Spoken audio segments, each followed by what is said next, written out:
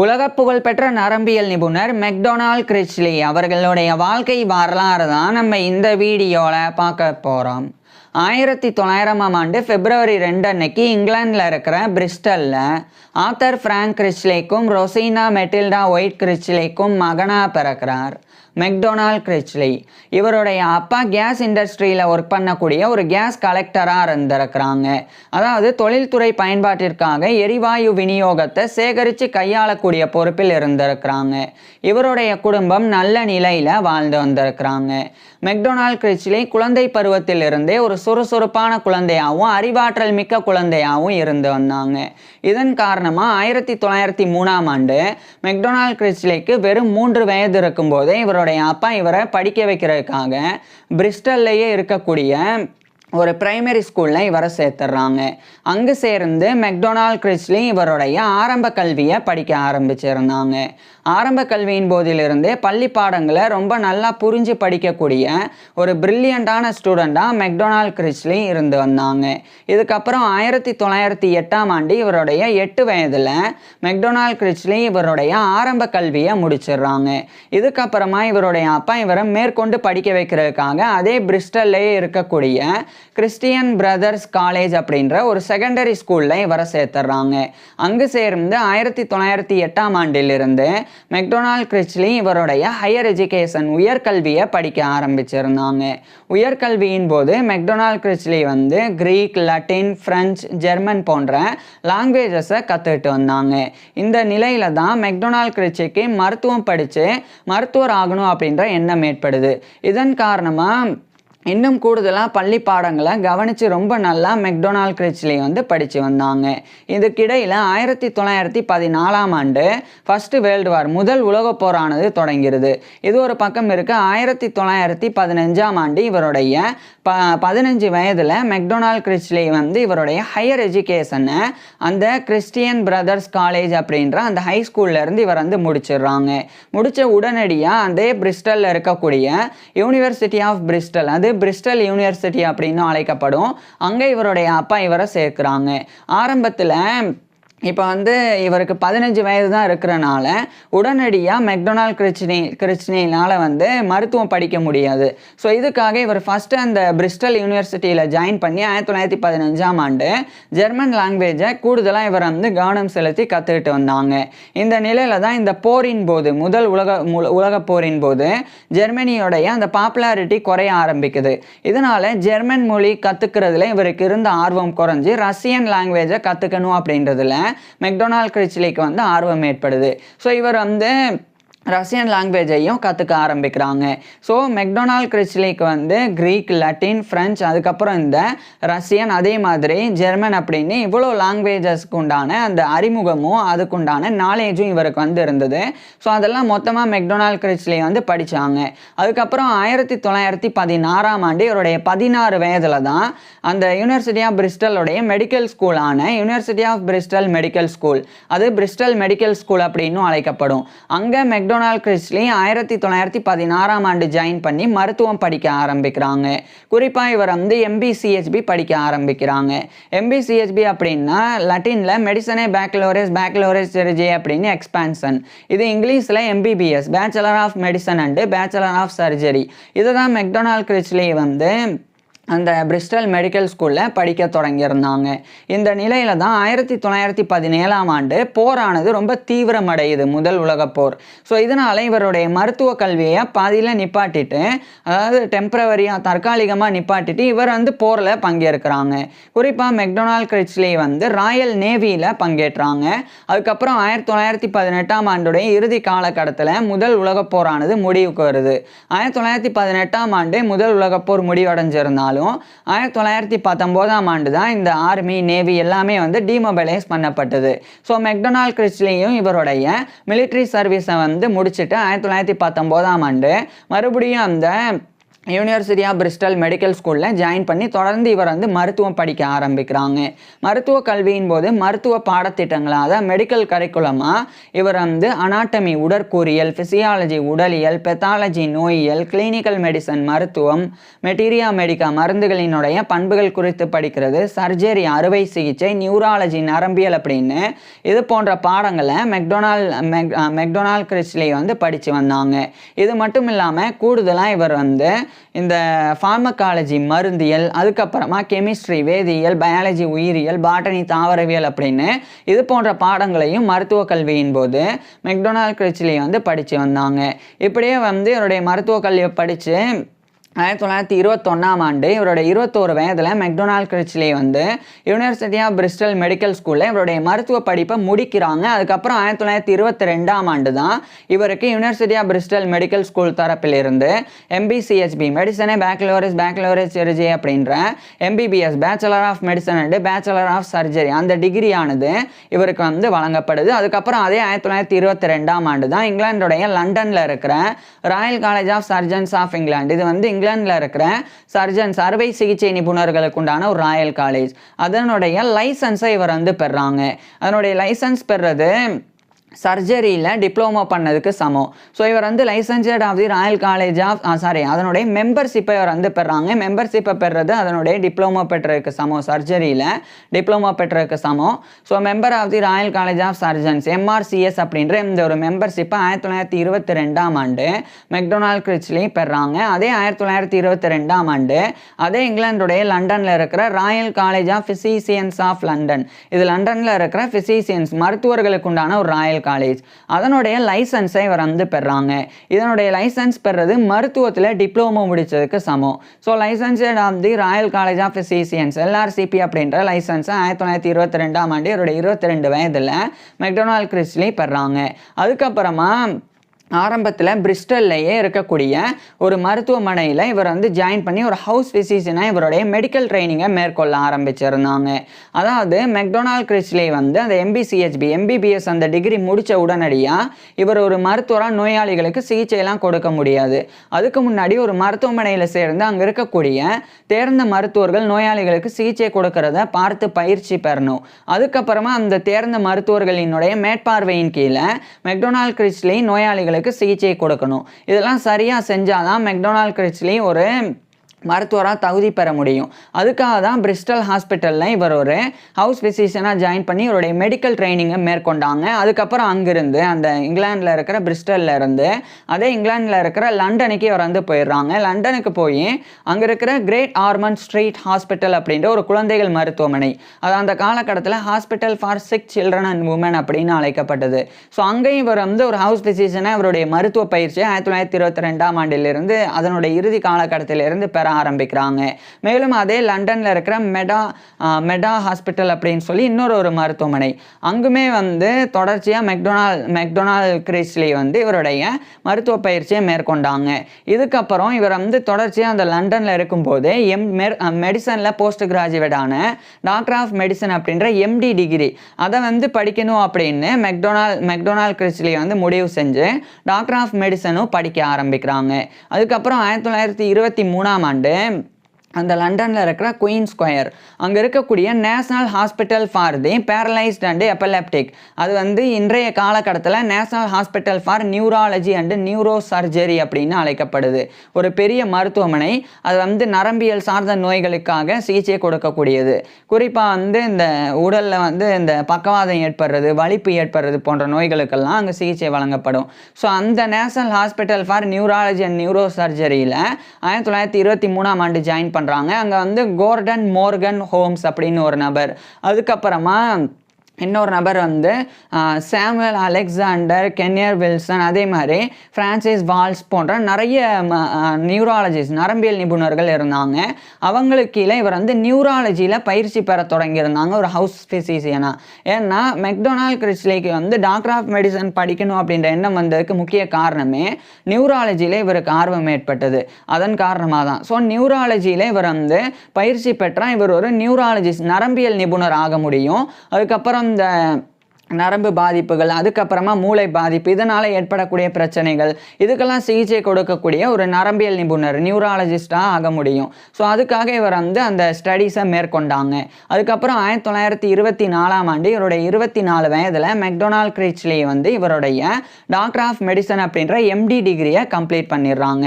அதுக்கப்புறம் தொடர்ந்து அந்த குயின் ஸ்கொயரில் இருக்கிற national hospital for neurology and neuro சர்ஜரியில் இவருடைய மருத்துவ கல்வியை நியூராலஜியில் தொடர்ந்து அது மட்டும் இல்லாமல் 6 ரிசர்ச் பேப்பர்ஸ் வந்து 1924ஆம் ஆண்டு மெக்டொனால்ட் கிரிச்லி எழுதி வெளியிட்டாங்க. இதுக்கப்புறம் தொடர்ச்சியாக அங்கே அடுத்த 2 ஆண்டு முழு பயிற்சியை எடுத்து 1926ஆம் ஆண்டு இவருடைய 26 வயதில் முழுமையாக ஒரு நியூராலஜிஸ்ட், ஒரு நரம்பியல் நிபுணராக அந்த ஒரு national hospital for neurology and neuro surgery அங்கே இவர் வந்து அந்த தகுதியை பெற்றுறாங்க. அதுக்கப்புறமா மெக்டொனால்ட் கிரிச்லி வந்து தொடர்ச்சியாக இந்த ரைட்டிங் டிசபிலிட்டி, குறிப்பாக வந்து லாங்குவேஜ் டிஸார்டர் குறித்து ரிசர்ச் பண்ண ஆரம்பிக்கிறாங்க. அதுதான் வந்து அஃபேசியா அப்படின்னு அழைக்கப்படும். அஃபேசியா அப்படின்றது ஒரு கண்டிஷன். இது ஏற்பட்டால் இது வந்து எதனால் ஏற்படும்னா பிரெயினில், மூளையில் ஏதாவது ஒரு காயம் ஏற்பட்டால் அஃபேசியா ஏற்பட வாய்ப்பு இருக்குது. அஃபேசியா ஏற்பட்டால் படிக்கிறதுக்கு ரொம்ப கஷ்டமாயிரும். அதில் குறிப்பாக வந்து படிக்கிறதுக்கு, எழுதுறதுக்கு, பேசுகிறதுக்கு, அதுக்கப்புறம் வந்து லாங்குவேஜ் வந்து கற்றுக்கிறதுக்கு அப்படின்னு அதிலலாம் நிறைய பிரச்சனை ஏற்படும். ஸோ அது குறித்து தான் மெக்டொனால்ட் கிரிச்லி வந்து இவருடைய ரிசர்ச் பண்ண ஆரம்பிக்கிறாங்க. இந்த நிலையில் 1927ஆம் ஆண்டு அந்த national hospital for neurology and neuro சர்ஜரியினுடைய ஒரு ரெஜிஸ்ட்ரார் அப்படின்ற பொறுப்பில் இவர் வந்து நியமிக்கப்படுறாங்க. மேலும் அதே லண்டனில் இருக்கிற கிங்ஸ் காலேஜ் ஹாஸ்பிட்டல் அப்படின்ற ஒரு பெரிய டீச்சிங் ஹாஸ்பிட்டல் அப்படின்னா நோயாளிகளுக்கு சிகிச்சை மட்டும் வழங்கப்படாது, அங்கே மருத்துவ மாணவர்களுக்கு மருத்துவ கல்வியும் மருத்துவ பயிற்சியும் கூட வழங்கப்படும். அதுதான் டீச்சிங் ஹாஸ்பிட்டல். ஸோ அதுமாதிரி கிங்ஸ் காலேஜ் ஹாஸ்பிட்டல் அப்படின்றது ஒரு டீச்சிங் ஹாஸ்பிட்டல். அங்குமே இவருக்கு ஒரு மருத்துவர் அப்படின்ற பதவி அதே 1927ஆம் ஆண்டு இவருடைய 27 வயதில் மெக்டொனால்ட் கிரிச்லிக்கு கிடைக்குது. இதுக்கப்புறம் அதே 1927 ஏப்ரல் 16 அன்னைக்கு இவருடைய 27 வயதில் மெக்டொனால்ட் கிரிச்லி வந்து எட்னா மோரிஸ் அப்படின்ற ஒரு பெண்ணை வந்து திருமணம் பண்ணிக்கிறாங்க. திருமணத்துக்கு அப்புறமா மெக்டொனால்ட் கிரிச்லிக்கும் இவருடைய மனைவியான எட்னா மோரிஸ் கிரிச்லி இவங்க 2 பேருக்குமே 2 ஆண் குழந்தைகள் பிறந்தது. இது மெக்டொனால்ட் கிரிச்லியோடைய பர்சனல் லைஃப், தனிப்பட்ட வாழ்க்கையாக இருந்தது. இது ஒரு பக்கம் இருக்கு. 1928ஆம் ஆண்டு national hospital for neurology and neuro சர்ஜரியோடைய ரெஜிஸ்ட்ரார் அப்படின்ற பதவியிலிருந்து ஒரு ஃபிசிஷியன், மருத்துவர் அப்படின்ற பதவியை இவர் வந்து பெறாங்க. அதே 1928ஆம் ஆண்டு தான் இவர் வந்து முதல் முக்கியமான ஒரு புக்கை வெளியிட்டாங்க, த மிரர் ரைட்டிங் அப்படின்ற டைட்டிலில். அது 1928ஆம் ஆண்டு மெக்டொனால்ட் கிரிச்லி வந்து பண்ணாங்க. இதுக்கு முன்னாடி ஒரு விஷயம் சொல்ல தவறினேன். 1925 ராயல் காலேஜ் ஆஃப் ஃபிசிஷியன்ஸோடைய மெம்பராகவும் இவர் தேர்ந்தெடுக்கப்பட்டாங்க.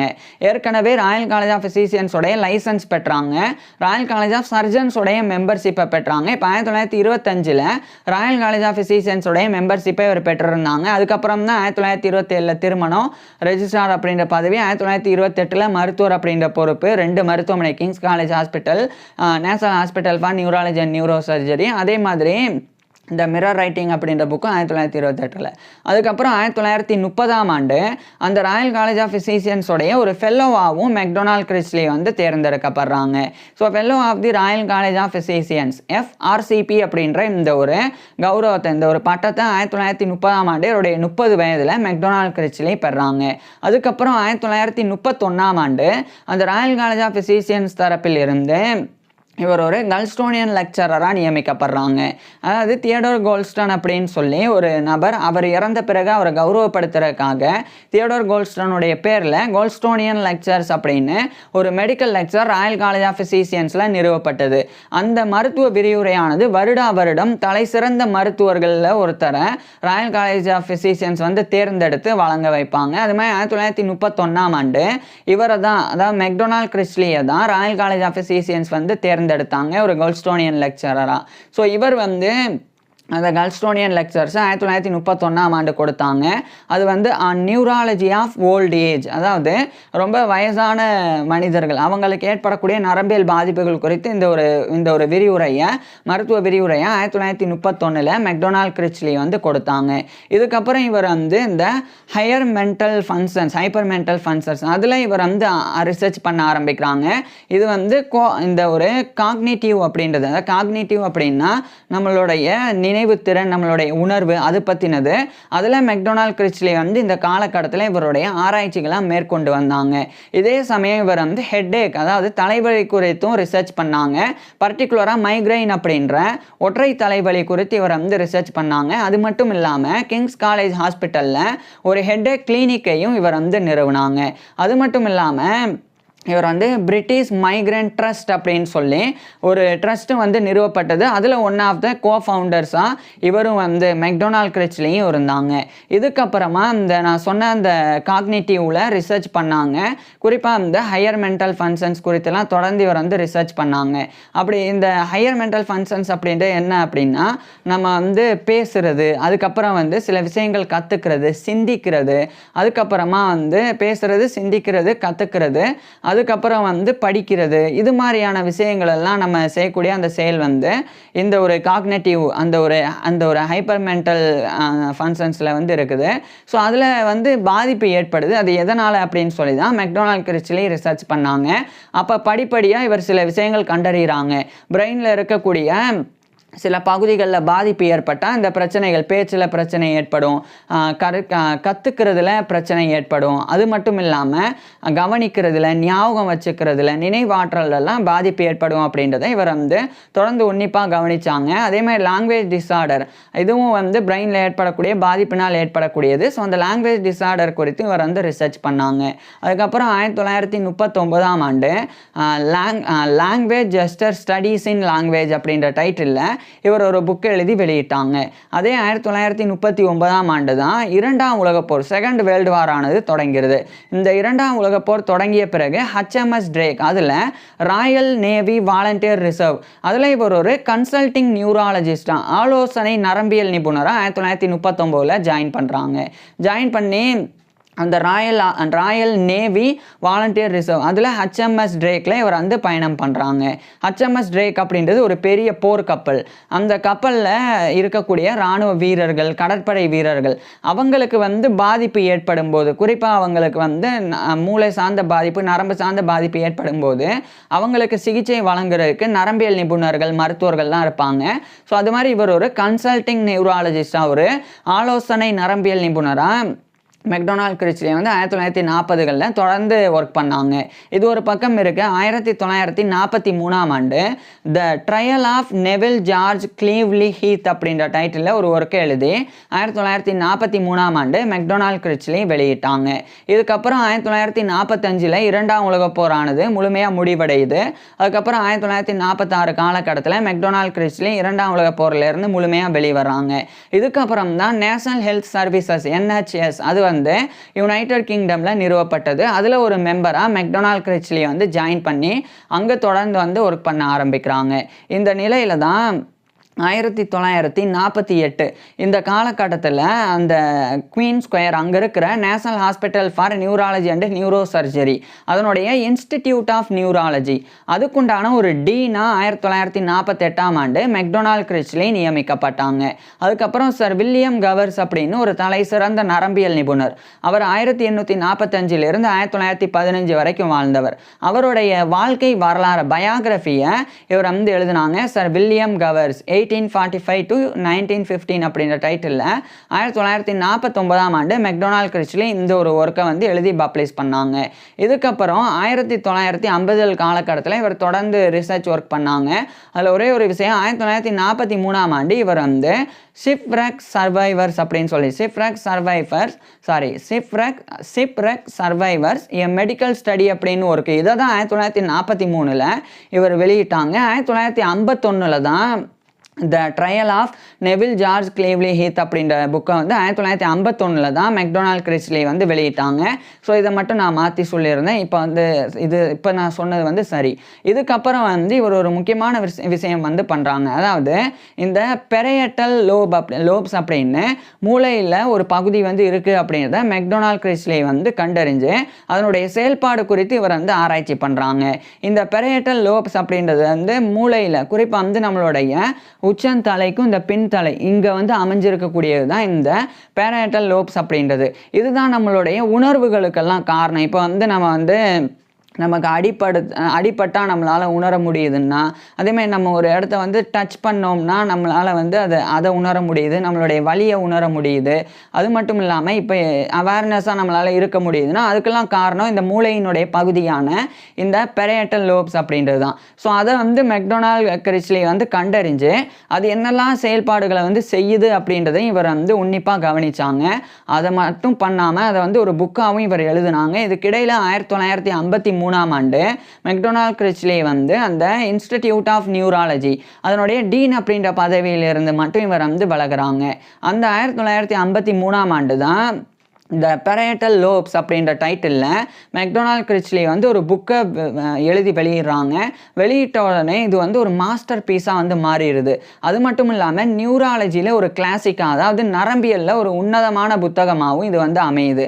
ஏன்னா இந்த பெரியட்டல் லோப்ஸ் அது குறித்து இவர் வெளியிட்டிருந்தது மிகப்பெரிய அளவில் நாலேஜ் வந்து நியூராலஜியில் கிடச்சிது. எந்த அளவுக்கு அப்படின்னா அதுக்கப்புறம் தான் இந்த உணர்வுகள் குறித்து, நம்மளுடைய டச்சு, அதாவது நம்ம தொடு உணர்வு, நம்மளுடைய வலி உணர்வு, நம்ம பேசக்கூடிய விஷயங்கள், நம்மளுடைய நினைவாற்றல், நம்ம கற்றுக்கக்கூடிய எபிலிட்டி, இது பற்றிலாம் நிறைய விஷயங்கள் தெரிஞ்சுக்கிறதுக்கு த பெரியட்டல் லோப்ஸ் அப்படின்ற இந்த புத்தகம் தான் ரொம்ப முக்கிய காரணமாக இருந்தது. ஸோ இப்பேற்பட்ட இந்த கிளாசிக்கான ஒர்க்கை நியூராலஜியில் மெக்டொனால்ட் கிரிச்லி தான் 1953 எழுதினாங்க. இதனால் மிகப்பெரிய கௌரவங்களை அடுத்தடுத்து மெக்டொனால்ட் கிரிச்லி வந்து பெற தொடங்கியிருந்தாங்க. குறிப்பாக இவர் வந்து அசோசியேஷன் ஆஃப் பிரிட்டிஷ் நியூராலஜிஸ்ட் அதுக்குண்டான ஒரு பிரசிடெண்ட்டாக தேர்ந்தெடுக்கப்பட்டாங்க. அதுக்கப்புறமா மெக்டொனால்ட் கிரிச்லி வந்து கூடுதலாக இன்னும் சில கௌரவங்கள் பெற்றாங்க. குறிப்பாக 1960 காலகட்டத்தில் ராயல் சொசைட்டி ஆஃப் மெடிசன் அதனுடைய செக்ஷன் ஆஃப் நியூராலஜியோடைய ஒரு பிரசிடெண்ட்டாகவும் மெக்டொனால்ட் கிரிச்லி வந்து தேர்ந்தெடுக்கப்பட்டாங்க. அதுக்கப்புறம் 1962 ஆண்டு யுனைடெட் கிங்டம் தரப்பிலிருந்து மெக்டொனால்ட் கிரிச்லிக்கு வந்து சிபிஇ என்ற கௌரவம் வழங்கப்பட்டது. அதாவது commander of the order of the British Empire, CBE அப்படின்ற கௌரவம் 1962 ஆண்டு மெக்டொனால்ட் கிரிச்லிக்கு வழங்கப்பட்டது. அதுக்கப்புறமா மெக்டொனால்ட் கிரிச்லி வந்து சில முக்கியமான புத்தகங்கள் எழுதி வெளியிட்டாங்க. ஒன்று 1964 ஆண்டு the black hole and other essays அப்படின்ற டைட்டிலில் ஒரு ஒர்க்கு. அதுக்கப்புறமா த டிஸ்லெக்சிக் சைல்டு அப்படின்ற டைட்டிலில் ஒரு ஒர்க்கு. இது ரெண்டும் 1964 மெக்டொனால்ட் கிரிச்லி எழுதி வெளியிட்டாங்க. அதே 1964 ஆண்டு தான் royal college of physicians of London அதனுடைய ஒரு வைஸ் பிரசிடெண்ட்டாக இவர் வந்து தேர்ந்தெடுக்கப்பட்டாங்க. அதுக்கப்புறம் 1965 ஆண்டு நேஷனல் ஹெல்த் சர்வீஸ் அதனுடைய ஒர்க்கில் இருந்து இவர் வந்து 65 வயதில் ரிட்டையர் ஆகுறாங்க. அந்த 1965 ஆண்டு தான் வேர்ல்டு ஃபெடரேஷன் ஆஃப் நியூராலஜி அதுக்குண்டான ஒரு பிரசிடெண்ட்டாக மெக்டொனால்ட் கிரிச்லி வந்து தேர்ந்தெடுக்கப்பட்டு மிகப்பெரிய ஒரு கௌரவத்தை பெற்றாங்க. ஸோ சர்வதேச அளவில் இருக்கக்கூடிய வேர்ல்டு ஃபெடரேஷன் ஆஃப் நியூராலஜிக்குண்டான ஒரு பிரசிடெண்ட்டாக 1965 மெக்டொனால்ட் கிரிச்லி தேர்ந்தெடுக்கப்பட்டாங்க. அதுக்கப்புறமா 1966 ஆண்டு மெக்டொனால்ட் கிரிச்லி வந்து ஒரு முக்கியமான இன்னொரு புக்கை வந்து இவர் வந்து எழுதினாங்க.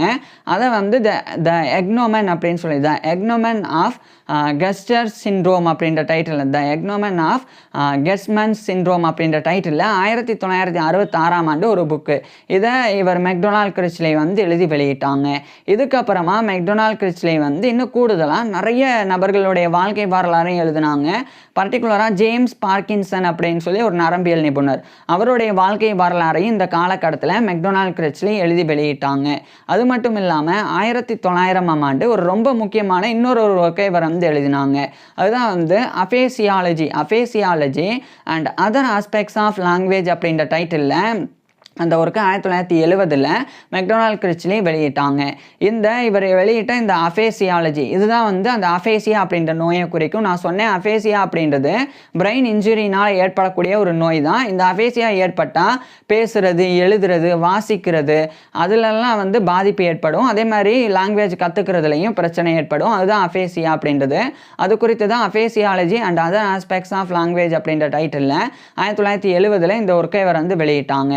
இதே காலகட்டத்தில் இவர் வந்து டெவலப்மெண்டல் டிஸ்லெக்சியா அப்படின்ற டைட்டிலில் இன்னொரு புக்கையும் 1970 இவர் மெக்டொனால்ட் கிரிச்லி வந்து எழுதி வெளியிட்டாங்க. அதுக்கப்புறமா 1972 ஆண்டு சயின்டிஃபிக் ஃபவுண்டேஷன்ஸ் ஆஃப் நியூராலஜி அப்படின்னு சொல்லி இன்னொரு முக்கியமான புக்கை மெக்டொனால்ட் கிரிச்லி வந்து எழுதி வெளியிட்டாங்க. அதுக்கப்புறம் 1900 73 காலகட்டத்தில் மெக்டொனால்ட் கிறிஸ்லியோடைய தனிப்பட்ட வாழ்க்கையில் சில பிரச்சனைகள் வந்து ஏற்பட ஆரம்பிக்குது. குறிப்பாக அந்த 1973 8 ஆண்டுகள் வேர்ல்டு ஃபெடரேஷன் ஆஃப் நியூராலஜி அதனுடைய பிரசிடென்ட் அப்படின்ற பதவியில் இவர் வந்து ஒர்க் பண்ணி அதுக்கப்புறம் அதிலிருந்து விலகுறாங்க. அதுக்கப்புறம் 1974 மெக்டொனால்ட் கிறிஸ்லியோடைய இவருடைய மனைவியான எட்னா மோரிஸ் கிறிஸ்லி அவங்க வந்து இறந்து போயிடுறாங்க. ஸோ அது வந்து மெக்டொனால்ட் கிறிஸ்லியோடைய தனிப்பட்ட வாழ்க்கையில் இவருக்கு ஏற்பட்ட ஒரு பெரிய இழப்பாக இருந்தது. ஆனால் இதை கடந்த அதே 1974 மெக்டொனால்ட் கிறிஸ்லி வந்து ஐலீன் ஹார்கிரீவ்ஸ் பிரிஸ்டோ அப்படின்ற ஒரு பெண்ணை வந்து 2ஆவதாக திருமணம் பண்ணிக்கிறாங்க. திருமணத்துக்கு பிறகு மெக்டொனால்ட் கிறிஸ்லி மற்றும் இவருடைய 2வது மனைவியான ஐலீன் ஹார்கிரீவ்ஸ் பிரிஸ்டோ கிறிஸ்லி இவங்க 2 பேருடைய தனிப்பட்ட திருமண வாழ்க்கையானது ரொம்ப நல்லா போக ஆரம்பிச்சிருந்தது. இது வந்து மெக்டொனால்ட் கிறிஸ்லியோடைய பர்சனல் லைஃப் தனிப்பட்ட வாழ்க்கையாக இருந்தது. ஸோ 74 வயதில் செகண்ட் மேரேஜ் வந்து பண்ணியிருந்தாங்க. அதுக்கப்புறம் இவர் வந்து மறுபடியும் இவருடைய பங்களிப்புகளை நியூராலஜியில் காட்ட தொடங்கியிருந்தாங்க. குறிப்பாக 1975 மெக்டொனால்ட் கிறிஸ்லி வந்து சைலன்ஸ் லாங்குவேஜ் அப்படின்னு சொல்லி ரொம்ப பாப்புலரான ஒரு புக்கை வந்து எழுதி வெளியிட்டாங்க. அதுக்கப்புறமா மெக்டொனால்ட் கிறிஸ்லி வந்து இன்னும் கூடுதலாக சில விஷயங்கள் எல்லாம் பண்ணாங்க. அதில் குறிப்பாக இவர் பண்ண விஷயங்கள்ல ரொம்ப முக்கியமானது 1977 அப்போ வந்து இவர் வந்து மியூசிக் அண்ட் த பிரைன் அப்படின்னு சொல்லி ஒரு புக்கு, இதை ஆர்ஏ ஹென்சன் அப்படின்ற ஒரு நரம்பியல் நிபுணர் அவர் கூட இணைஞ்சு தான் 1977 இவர் வந்து வெளியிட்டாங்க. Music and the brain studies in the neurology of music title டைட்டில் இது 1977 வெளியிடப்பட்டது. அதுக்கப்புறமா டிஸ்லெக்சியா டிஃபைன்ட் அப்படின்னு 1978 ஒரு புக்கை மெக்டொனால்ட் கிறிஸ்லி எழுதி வெளியிட்டாங்க. அதை தொடர்ந்து 1979 the divine banquet of the brain அப்படின்னு சொல்லி இன்னொரு புக்கையும் மெக்டொனால்ட் கிறிஸ்லி எழுதி வெளியிட்டாங்க. இதுக்கப்புறம் 1980 காலகட்டத்தில் நான் ஏற்கனவே சொன்ன கிங்ஸ் காலேஜ் ஹாஸ்பிட்டலில் இவர் ஹெட்டேக் கிளினிக்கை வந்து நிறுவியிருந்தாங்க. ஸோ அதை வந்து மேம்படுத்தி மைக்ரேன் ஒற்றை தலைவலி குறித்த ஆராய்ச்சியையும் தொடர்ச்சியாக வந்து இவர் மெக்டொனால்ட் கிறிஸ்லி வந்து மேற்கொண்டாங்க. இதில் ஒரு விஷயம் சொல்ல தவறினேன். 1966 உலகத்திலேயே ஃபர்ஸ்ட் மைக்ரேன் சிம்போசியம் அப்படின்னு ஒரு கான்ஃபரன்ஸ் ஒன்று நடந்தது. அதில் இவர் வந்து அந்த ஒரு மைக்ரேன் குறித்த ஒரு விரிவுரை ஒரு டாக்கை வந்து 1966 மெக்டொனால்ட் கிறிஸ்லி வந்து கொடுத்துருந்தாங்க.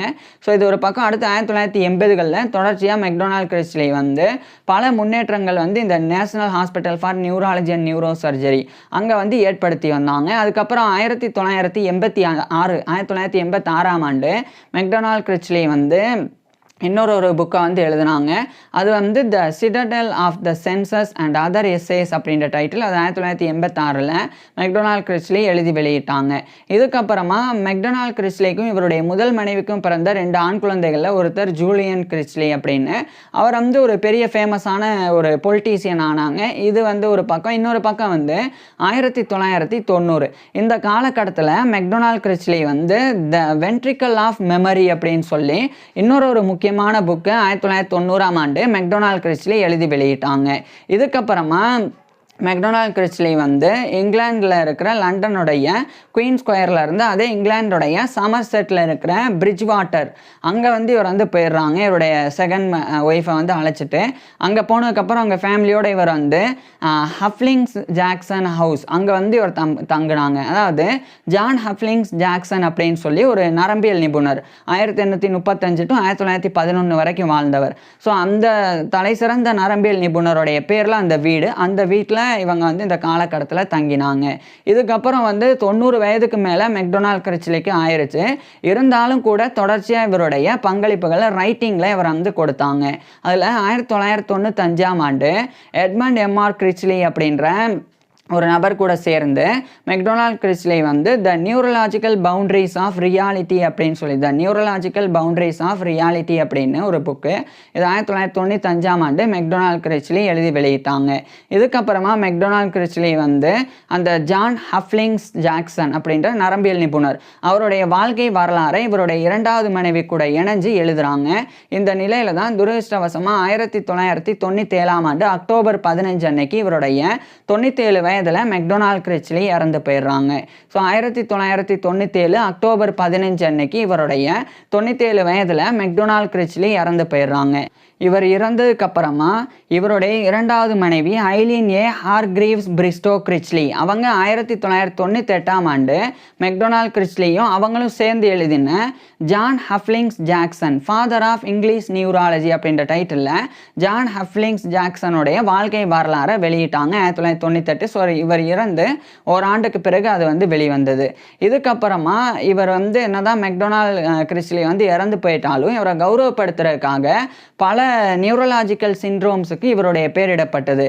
குறிப்பாக வந்து ஆடி கிரிச்லி சிண்ட்ரோம் அப்படின்னு ஒரு சிண்ட்ரோம், அதுக்கப்புறமா வந்து கிளைன் லெவின் கிரிச்லி சிண்ட்ரோம் அப்படின்னு இன்னொரு சிண்ட்ரோமுக்கு நியூரலாஜிக்கல் கண்டிஷனுக்கு, அதே மாதிரி லெவைன் கிரிச்லி சிண்ட்ரோம் அப்படின்னு இன்னொரு சிண்ட்ரோமுக்கு பேர் அப்படின்னு மெக்டொனால்ட் கிரிச்லியோடைய பேரிடப்பட்டது. அது மட்டும் இல்லாமல் 2013ஆம் ஆண்டு இவருடைய இறப்பின் பிறகு ஒரு கிட்டத்தட்ட 15-16 ஆண்டுகளுக்கு அப்புறமா இவர் ஒர்க் பண்ண இந்த national hospital for neurology and neuro surgery அங்கே வந்து weekly under graduate teaching round ஒன்று வந்து நடக்கும்.